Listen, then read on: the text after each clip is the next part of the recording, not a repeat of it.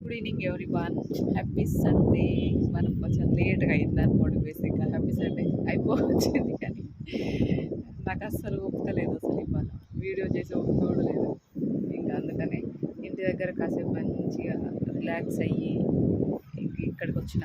Almost నేను ఎంత అబ్బా 7 days తర్వాత వచ్చిన ఇంటి దగ్గరికి. 7 days తర్వాత ఇంటి దగ్గరకు వచ్చిన. ఈ మధ్య కాలంలో అటు ఇటు అది ఇది కొంచెం అయిపోయింది పని.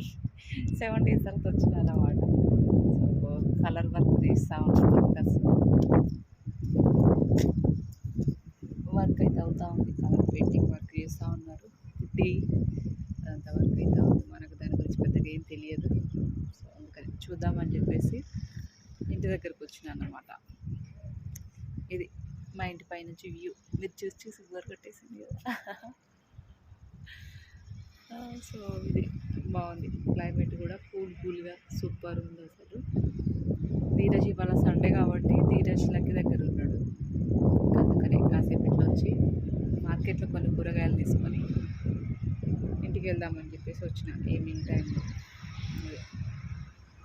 ఇంకా టీ తాగాలి ఇంటికి పోయి. ఇప్పుడు 5:30 అయిందంటే క్లైమేట్ అసలు మామూలుగా చలి, విపరీతమైన చలి. 5:30కే స్టార్ట్.